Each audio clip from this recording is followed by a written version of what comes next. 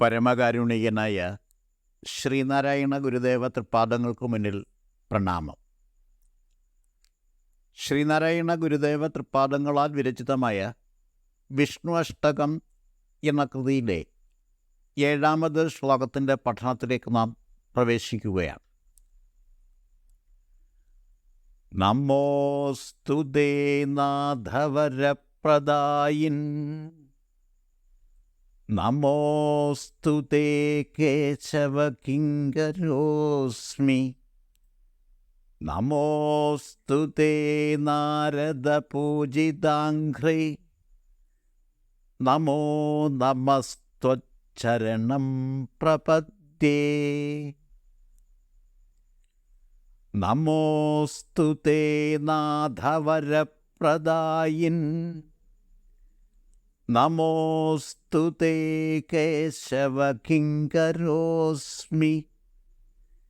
നമോസ്തുതേ നാരദപൂജിതാഘ്രേ,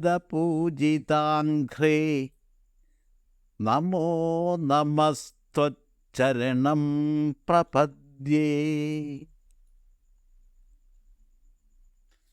നാഥ, നാഥനായിട്ടുള്ളവനെ, വരപ്രദായിൻ, വരം പ്രദാനം ചെയ്യുന്നവനായി വിരാജിക്കുന്നവനെ, നമോസ്തുതേ, തേ നമ അസ്തു, നിനക്ക് നമസ്കാരം ഭവിക്കട്ടെ, നീ നമസ്കരിക്കപ്പെടുമാറാകട്ടെ. കേശവ, തേ നമ അസ്തു, കേശവ, നിനക്ക് നമസ്കാരം ഭവിക്കട്ടെ. കിം കരോസ്മി, കിം കര അസ്മി, ഞാൻ അങ്ങയുടെ ദാസനായി ഭവിക്കട്ടെ.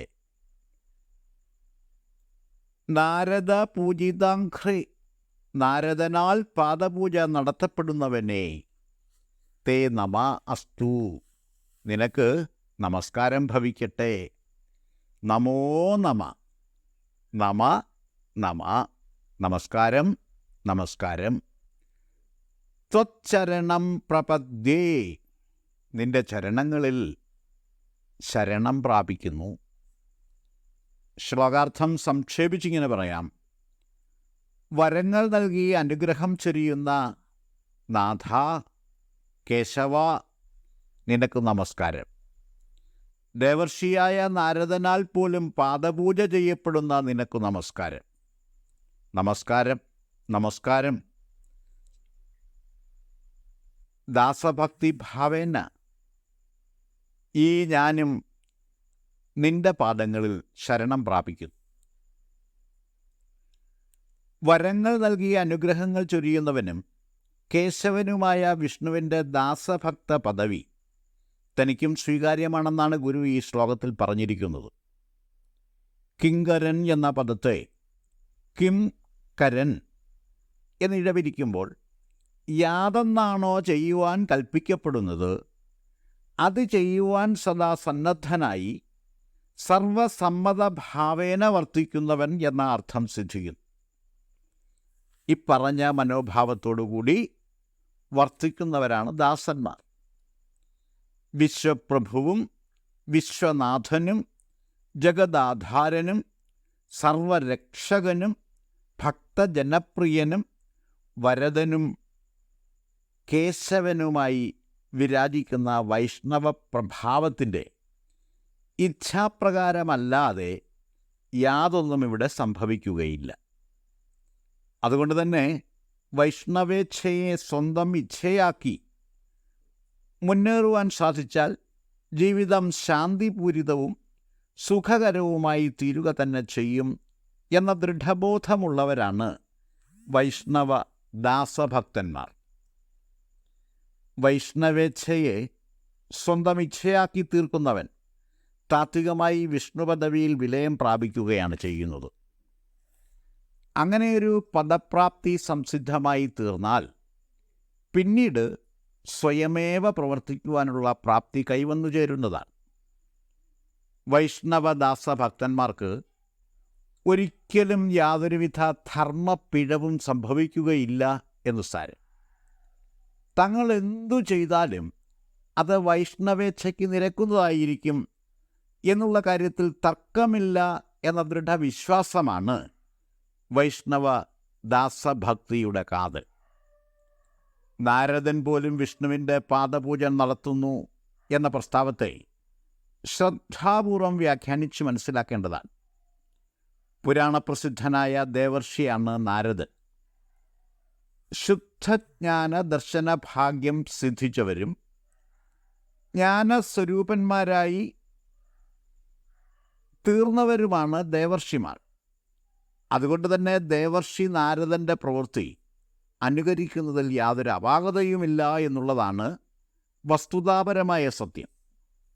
സദാസമയവും നാരായണ മന്ത്രം ഉച്ചരിച്ചുകൊണ്ട് ലോകസഞ്ചാരം നടത്തിയിരുന്ന ആളായിരുന്നു ദേവർഷി നാരദൻ എന്നാണ് പുരാണങ്ങളിൽ പറഞ്ഞിരിക്കുന്നത്.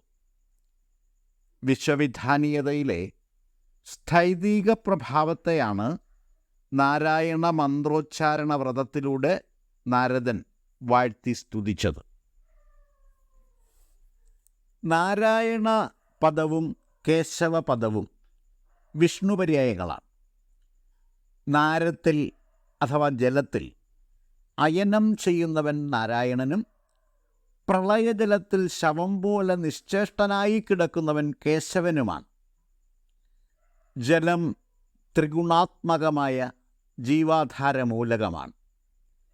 ജീവൻ്റെ നൈരന്തര്യ പ്രവാഹത്തെ സ്ഥൈതികതയായി വ്യാഖ്യാനിക്കുമ്പോൾ വിഷ്ണു പ്രഭാവം സ്ഥൈതിക സംസ്ഥാപന പ്രതീകമായി മാറുന്നു. കേശം എന്ന പദത്തിന് മുടി എന്നും സൂര്യരശ്മി എന്നും അർത്ഥങ്ങളുണ്ട്. മുടിക്ക് സ്ഥാനപരമായ ഉത്കൃഷ്ടത എന്ന അർത്ഥകൽപ്പന നൽകി വ്യാഖ്യാനിക്കുമ്പോൾ ത്രിമൂർത്തികളിൽ മുമ്പൻ അഥവാ ശ്രേഷ്ഠൻ എന്ന അർത്ഥം പറയാവുന്നതാണ്. പുരാണങ്ങളിൽ പല കഥകളിലും ത്രിമൂർത്തികളിൽ ആരാണ് ശ്രേഷ്ഠൻ എന്ന ചോദ്യത്തിനുള്ള ഉത്തരം ദൃഷ്ടാന്ത കഥകളിലൂടെ സമർത്ഥിക്കപ്പെട്ടിട്ടുണ്ട്. വൈഷ്ണവ പുരാണങ്ങളിൽ വിഷ്ണുവിനെ ത്രിമൂർത്തികളിൽ ശ്രേഷ്ഠനായി സമർത്ഥിച്ചിരിക്കുന്നു. ഈ അർത്ഥത്തിൽ കേശവ പദത്തിന് ത്രിമൂർത്തികളിൽ പ്രമുഖൻ എന്ന അർത്ഥം പറയാവുന്നതാണ്. കേശത്തിന് രശ്മി എന്ന അർത്ഥം സ്വീകരിക്കുമ്പോൾ ത്രിമൂർത്തി ഭാവരശ്മികളെ സദാ പ്രവഹിപ്പിച്ചുകൊണ്ടിരിക്കുന്ന പ്രഭാവശക്തി അഥവാ പ്രഭാവമൂർത്തി എന്ന അർത്ഥം സിദ്ധിക്കുന്നു. കേശവപദത്തെ കേശവവത് പ്രതിഭാതി എന്ന തരത്തിൽ അന്വയിച്ച് വ്യാഖ്യാനിക്കുമ്പോൾ ശൈവപ്രഭാവ പൊരുളായ സംഹാരധർമ്മത്തെ പിന്തുണച്ചുകൊണ്ട് നിസ്സംഗനായി നിശബ്ദം വർത്തിക്കുന്ന വിഷ്ണുഭാവത്തെയാണ് ദർശിക്കുവാൻ സാധിക്കുന്നത്. പ്രളയാനന്തര കാലത്ത് അഥവാ കൽപ്പാന്തകാലത്ത് എല്ലായിടവും പ്രളയജലത്താൽ നിറയപ്പെട്ടിരിക്കുമെന്നും ആ സമയത്ത് വിഷ്ണു ജലോപരി നിശ്ചേഷ്ടനായി ശയിക്കും എന്നുമാണ് സങ്കല്പം ചെയ്തിരിക്കുന്നത്. ഈ വൈഷ്ണവ തത്വം അനുസരിച്ചുള്ള വൈഷ്ണവ സിദ്ധാന്തമനുസരിച്ചുള്ള ലോകാവസാനത്തെ അങ്ങനെയാണ് വർണ്ണിച്ചിരിക്കുന്നത്. അപ്പോൾ ആ സമയത്ത് ലോകമൊത്തം പ്രളയജലത്തിൽ ആഴ്ന്നു പോയാൽ അവിടെ യാതൊരു സ്ഥൈതിക പാലനത്തിനുമുള്ള സാധ്യതയില്ലാതെയായിത്തീരും. സർവ്വതും നശിച്ചു പോകും, വെള്ളത്തിൽ മുങ്ങി നശിച്ചു പോകും. ആ സമയത്ത് നിസ്സംഗനായി നിശ്ചേഷ്ടനായി വിഷ്ണു പ്രളയജലത്തിൽ പൊന്തിക്കിടക്കുന്നു എന്ന് പറഞ്ഞാൽ അതിൻ്റെ അർത്ഥം സംഹാരമൂർത്തിയായ ശിവൻ്റെ സംഹാരധർമ്മഫലമായിട്ടാണ് ആ പ്രളയം അല്ലെങ്കിൽ ലോകാവസാനം അത്തരത്തിൽ സംഭവിക്കുന്നത്. അത് വിശ്വനിയതിയുടെ അനിവാര്യതയാണ്, അല്ലെ വിശ്വനിയതി അങ്ങനെ തന്നെയാണ് സംഭവിക്കേണ്ടത് എന്നുള്ള മൗന സമ്മതവും മൗനാനുവാദവുമാണ് അവിടെ ഉള്ളത്. അവിടെ ആ ഒരു നാശത്തെ എതിർക്കാനോ അല്ലെ അവിടെ നിർബന്ധപൂർവം സ്ഥൈതികത നിലനിർത്താനോ ഉള്ള മത്സരം നടത്തുന്നതിന് പകരം പ്രളയജലത്തിൽ ശവം പോലെ നിശ്ചേഷ്ടനായി കിടക്കുക മാത്രമാണ് വിഷ്ണു ചെയ്യുന്നത് എന്നുള്ള ആ സങ്കല്പം അത് ചിന്തോദ്ദീപകമാണ്. അപ്പോൾ അവിടെ സൃഷ്ടിമുഖ സംഹാരാത്മകമായ വിശ്വപ്രപഞ്ചത്തെ അല്ലെ പ്രാപഞ്ചികതയുടെ ആ അനിവാര്യതയിൽ തനിക്കുള്ള യോജിപ്പ്, അതിനുള്ള സഹവർത്തിത്വം അല്ലെങ്കിൽ പാരസ്പര്യം, അത് ആ വൈഷ്ണവ ധർമ്മത്തിൻ്റെ തൃത്വത്തിലെ ഏകാത്മകതയുടെ പ്രഭാവസൂചകമാണ്. കാരണം അവിടെ യാതൊരു വിധമായ എതിർപ്പും കൂടാതെയാണ് കേശവഭാവത്തിൽ വിഷ്ണു നിലകൊള്ളുന്നത്.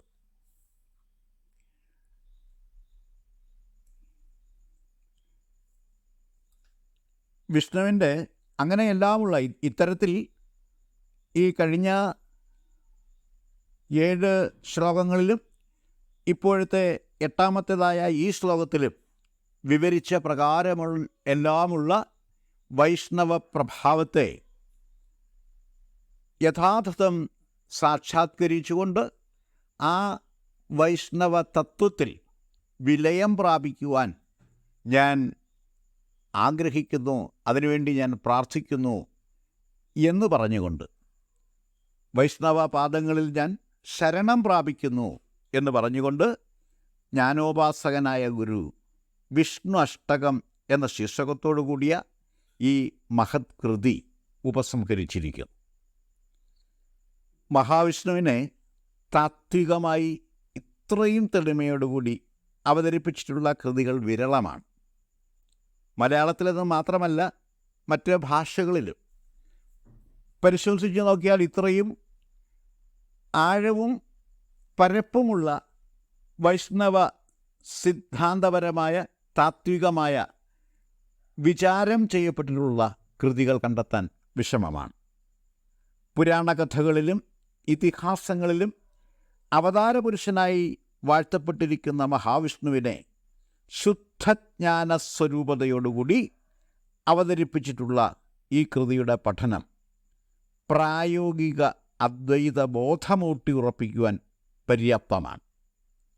അക്കാര്യം ഗുരു ഈ കൃതിയുടെ അവസാനമായി എഴുതി ചേർത്തിട്ടുള്ള ഫലശ്രുതിയിൽ വളരെ വ്യക്തമായി അവതരിപ്പിച്ചിട്ടുമുണ്ട്. ഇത്രയും കാര്യങ്ങളാണ് ഈ ശ്ലോകത്തെപ്പറ്റി വിശദീകരിക്കാനായിട്ടുള്ളത്. ഞാൻ എൻ്റെ വാക്കുകൾ ഉപസംഹരിക്കുന്നു. ഗുരുധർമ്മം ജയിക്കട്ടെ.